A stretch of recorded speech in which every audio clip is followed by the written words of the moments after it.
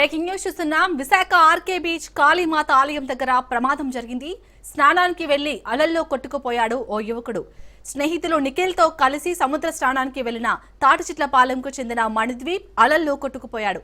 కొట్టుకుపోతున్న యువకుడిని పోలీసులు, GVMC life గార్డులు కాపాడారు. శ్వాసలో ఇబ్బందులు ఉండటంతో 108 ద్వారా కేజీహెచ్ కు తరలించారు. విశాఖ ఆర్కే బీచ్ కాళీమాత ఆలయం దగ్గర ప్రమాదం జరిగింది. స్నానానికి వెళ్లి అలల్లో కొట్టుకుపోయాడు ఓ యువకుడు. స్నేహితుడు నిఖిల్ తో కలిసి సముద్ర స్నానానికి వెళ్లిన తాటిచిట్లపాలెంకు చెందిన మణిద్వీప్ అలల్లో కొట్టుకుపోయాడు. కొట్టుకుపోతున్న యువకుడిని పోలీసులు, జీవీఎంసీ లైఫ్ గార్డులు కాపాడారు.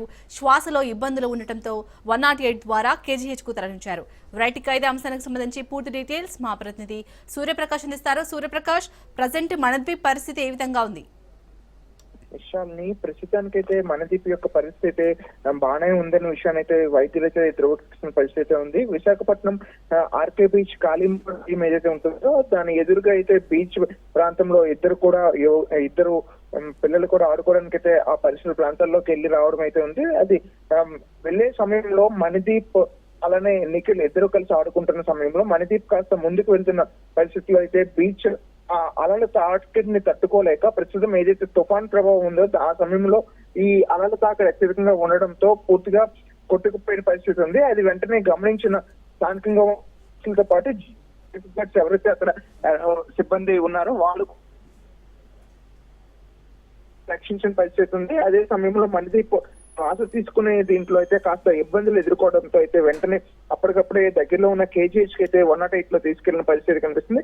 ప్రస్తుతం ఎటువంటి ఇబ్బంది లేకుండా శ్వాస ఇబ్బంది కూడా లేకుండా అయితే బాగానే ఉన్నారనే విషయాన్ని అయితే తెలియజేస్తున్నారు. అప్పటికే ప్రభుత్వం నుండి హెచ్చరికలు వస్తున్నా కూడా ఇలా నిత్యం కూడా సముద్రం లోపలికి వెళ్లడం, కనీస పర్యవేక్షణ లేకపోవడం ప్రమాదాలు అయితే జరుగుతున్నాయని తెలియజేస్తున్నారు. ఎప్పటికైనా ప్రభుత్వంతో పాటు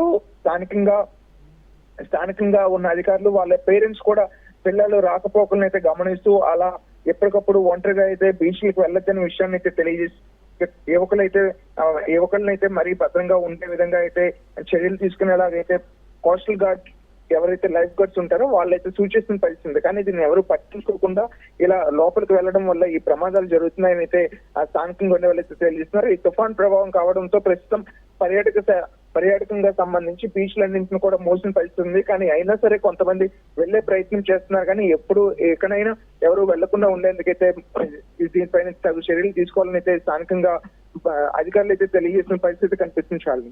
రైట్, థ్యాంక్ యూ సూర్యప్రకాష్.